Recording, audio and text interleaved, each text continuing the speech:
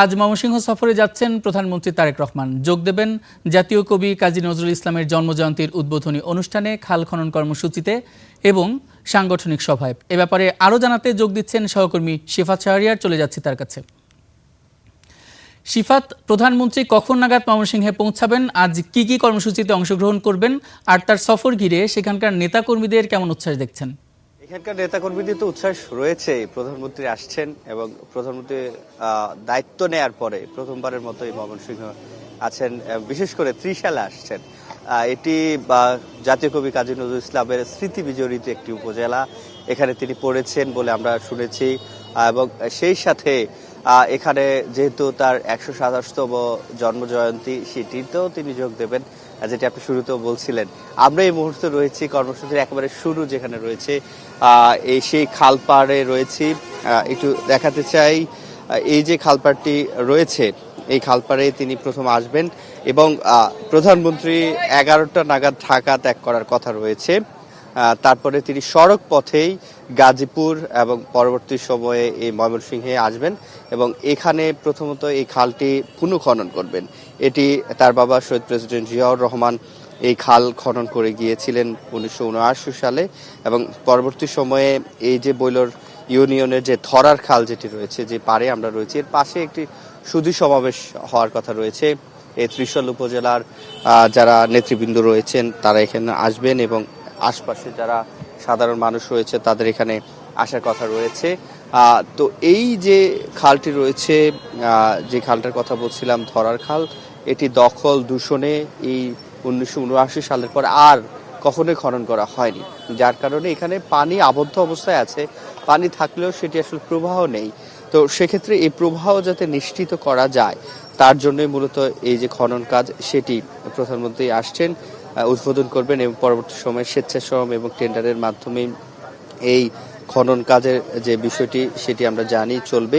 যেটি বলছিলাম শুরুতে, জিয়াউর রহমান যেহেতু এটি ৬ সেপ্টেম্বর ১৯৭৯-তে ত্রাণ ও পুনর্বাসন অধিদপ্তরের অধীনে তিনি এই খালটির কানহর থেকে বৈলর নতুন বাজার পর্যন্ত তিনি খনন করেছিলেন। পরবর্তী সময়ে এখন এসে এত বছর পরে পুনঃখননের যে উদ্যোগ নেওয়া হয়েছে, প্রধানমন্ত্রী আজকে এখানে উদ্বোধন করার পরে শুধু এইটুকু অংশ নয়, বরং থনি ভাঙ্গার বিল হতে পোকা বিল পর্যন্ত এই ধরার খালের যে অংশটি রয়েছে, এটিকে আবারও পুনঃখনন করা হবে এবং এটি ঠিক সামনে মঞ্চ তৈরি করা হয়েছে। যেহেতু প্রধানমন্ত্রী এখন পর্যন্ত ময়মনসিংহ জেলাতেই প্রবেশ করেননি, এখানে এই মুহূর্তে আইন শৃঙ্খলা বাহিনী কোনো সাধারণ যারা রয়েছেন তাদেরকে প্রবেশ করতে দিচ্ছেন না। নেতাকর্মীরা এখানে এসব ভিড় করারও সুযোগ নেই। আশপাশে তারা রয়েছে প্রধান সড়কের ধারে, এবং এর পাশে একটি স্কুল প্রতিষ্ঠার জন্য সেখানে আমরা দেখছি যে স্কুল প্রতিষ্ঠার একটা বিষয় তারা ব্যানারে উল্লেখ করেছে। তাদের একটা দাবি যাতে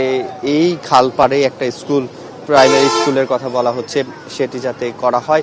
এবং আমরা যেখানে দাঁড়িয়ে আছি, এই খালটি এত সংকীর্ণ ছিল না, একেবারে নালার মতো হয়ে গেছে।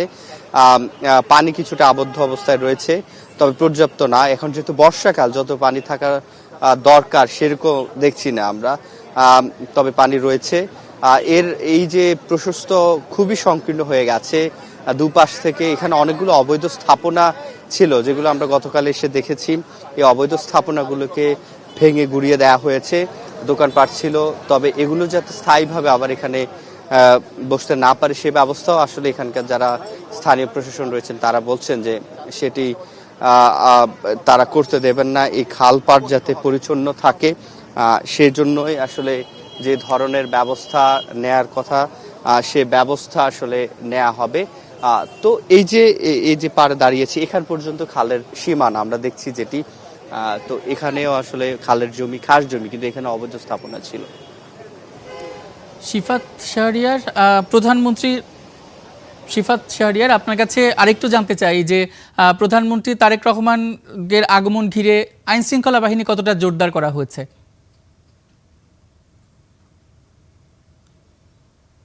সর্বোচ্চ জোরদার করা হয়েছে। প্রধানমন্ত্রী সরকার প্রধান এবং দলীয় বিএনপি, যেহেতু সরকার, বিএনপির তিনি চেয়ারম্যান, তো এখানে একেবারে সরকারের পক্ষ থেকে যত ধরনের নিরাপত্তা নেওয়ার সেটি নেওয়া হয়েছে। আমরা যেহেতু গতকালই এখানে এসেছি, আমরা গতকালের দুপুরের পর থেকে এই জায়গাগুলো ঘুরে দেখছিলাম। এখন এখানে আমরা আইন শৃঙ্খলা বাহিনীর যে সদস্যদের সংখ্যা তারা একটা নির্দিষ্ট জায়গায় রয়েছে। তবে এই যে খালটি রয়েছে এই খালের পানিতে নেমেও আমরা দেখছিলাম যে সেখানে আইন শৃঙ্খলা বাহিনীর সদস্য, বিশেষ করে র্যাব, তারপর ডগ স্কোয়াডের যারা সদস্য রয়েছেন তারা এখানে পর্যবেক্ষণ করেছে কোনো ধরনের দাহ্য পদার্থ, বিস্ফোরক কোনো দ্রব্য এখানে আছে কিনা, কিংবা পরবর্তী সময়ে এখানে যাতে কোনো কিছু অপ্রীতিকর ঘটনা না ঘটে তার জন্য সকল ধরনের ব্যবস্থা নেওয়া হয়েছে। এবং বাস দিয়ে এই প্রধানমন্ত্রী যে অংশগুলোতে তিনি যাবেন উদ্বোধনের কাজে যতটুকু খনন করবেন সেই জায়গাগুলো থেকে বাঁশ দিয়ে একটা নির্দিষ্ট বেড়ির মধ্য এবং সীমানা তৈরি করে দেওয়া হয়েছে। এর মধ্যে যারা আইন শৃঙ্খলা সদস্য রয়েছে কিংবা আমরা গণমাধ্যম কর্মীরা যারা রয়েছেন তাদের বাইরে সাধারণকে এখানে ভেতরে প্রবেশ করতে দেয়া হচ্ছে না। এবং এই যে খালটি রয়েছে ধরার খাল, এই ধরার খালটি এখন আমরা দেখছি এখানে মাছ রয়েছে, অর্থাৎ এটি কিন্তু আসলে একটা ঐতিহ্য যেটি হারিয়ে গিয়েছিল, যে খাল বিলে পর্যাপ্ত মাছ পাওয়া যাচ্ছে না। এখানে কিছুটা পানি সেচেও হয়েছে যাতে করে নির্বিঘ্নে যে উদ্বোধন কাজটি সেটি করা যায়। বিশেষ করে আইন শৃঙ্খলা বাহিনীর নিরাপত্তার কথা বলছিলেন, যাতে এখানে নিরাপত্তার যে পর্যবেক্ষণ সেটি করতে যাতে সহজ হয়। আমরা জিজ্ঞেস করেছিলাম কেন সেচা হয়েছে, তো পানি কিছুটা কমিয়ে এখানে যারা সদস্যরা রয়েছেন, সেনাবাহিনী রয়েছেন, তারা পানিতে নেমে কোনো ধরনের বিস্ফোরক পদার্থ যাতে না থাকে, আশপাশে পাড়ের সবগুলো আসলে এখানে জঙ্গল ছিল সেটিও পরিষ্কার করা হয়েছে। এই যে বিষয়গুলো সেটি আসলে প্রধানমন্ত্রীকে আশাকে ঘিরে এবং মাঠটাকেও প্রস্তুত করা হয়েছে। মঞ্চ তৈরি, শুধুমাত্র প্রধানমন্ত্রীর আসার অপেক্ষা। আমরা যতটুকু জেনেছি তিনি 11টা নাগাদই ঢাকা থেকে রওনা দেবেন এবং তার পরবর্তী সময় সড়ক পথে গাজীপুরের পরে যেহেতু ময়মনসিংহ শুরু, ময়মনসিংহের একেবারে শহরের পাশের আরেকটি উপজেলা এতে ত্রিশাল, এখানে দুইটি অনুষ্ঠান যোগদান করবেন এবং একটা দলীয় সভাতে যোগদান করবেন। তারপরে আসলে তিনি কি বার্তা দেন ময়মনসিংহ মানুষের জন্য, এখানকার নেতাকর্মীদের, সেটা নিশ্চয়ই আমরা জানতে পারবো। তো এই ছিল ইমন আমার কাছে ময়মনসিংহতে প্রধানমন্ত্রী সফরের সবশেষ। শিফাত শাহরিয়ার, আপনাকে অসংখ্য ধন্যবাদ।